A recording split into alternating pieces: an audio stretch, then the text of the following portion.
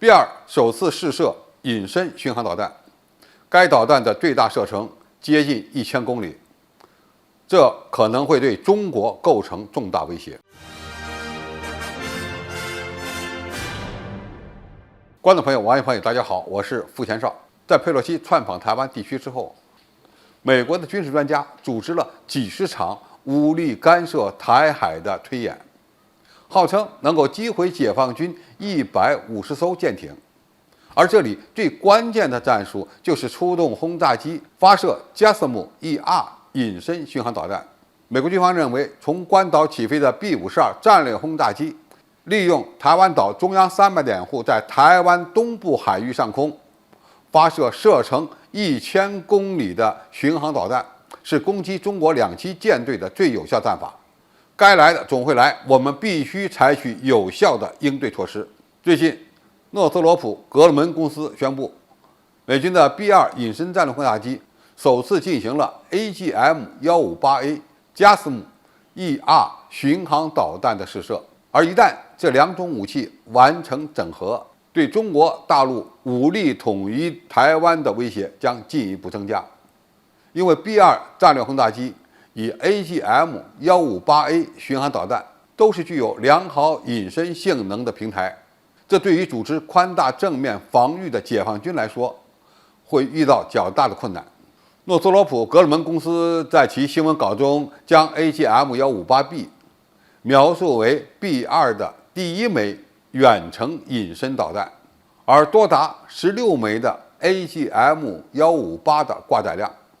大大的增强了 B2在任何地方击中任何目标的能力。据美国空军称，更先进的 AGM-158D 采用的是双向数据链的版本，专门用于发射后打击临时发现的新目标。该型导弹还有一个 AGM-158B-3 的版本，其改进方向是提升其抗干扰和欺骗的能力。在未来的任何重大冲突中，美国军方已经准备在 GPS 被干扰的情况下，与中国和俄罗斯的对手作战。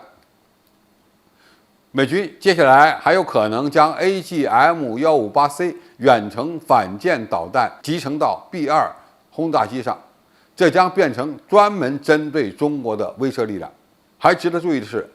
诺斯罗普格鲁门公司此前还确认，由 B2隐身战斗机上获得的持续经验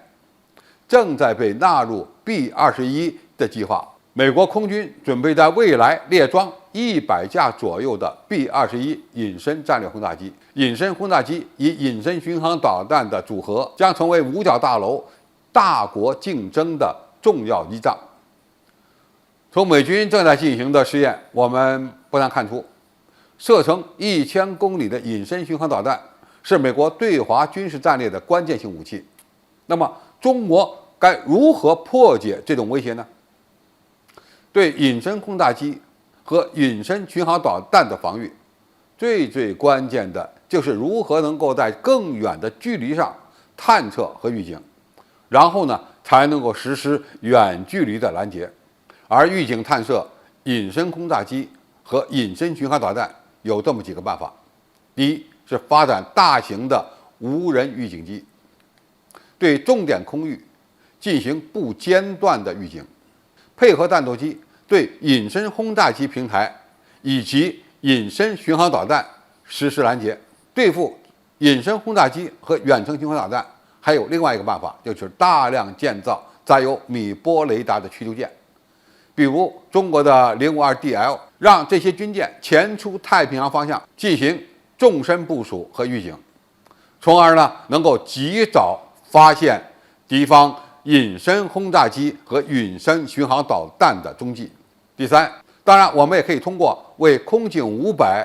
预警机实施空中加油的方式，长时间的在关键空域进行预警，从而掌握台湾东部海域1000公里范围内的态势。为了更好地破解隐身轰炸机和隐身巡航导弹的隐蔽性，还需要大量发展红外探测性能突出的预警平台，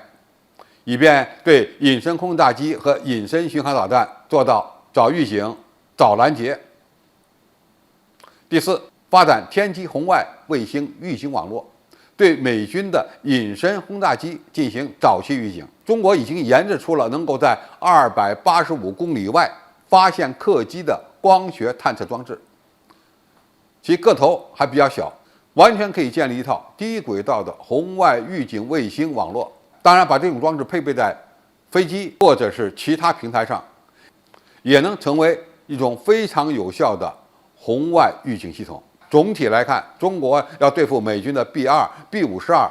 战略轰炸机以及他们携带的远程隐身巡航导弹，最关键就是要在太平洋方向建立起2000公里左右的预警纵深和2000公里左右的攻击区域。这就需要我们发展无人预警机、有人预警机、天基的预警卫星和水面舰艇等综合的探测预警网络，再结合中国的远程弹道导弹和巡航导弹，以及运油20以歼20、歼16的组合，就足以将美军的隐身轰炸机平台在其发射巡航导弹之前实施拦截和摧毁。美军正在发展对付中国的下一代攻势作战体系，有其厉害的一面，但也有其脆弱的一面。相比较而言，中国为美国准备的弹道导弹和高超音速导弹，那可真够美国人喝一壶的。因为最关键的是，这些导弹美军目前根本就没有办法对付和拦截。好，今天的评述就到这里，谢谢大家收看，我们下期再见。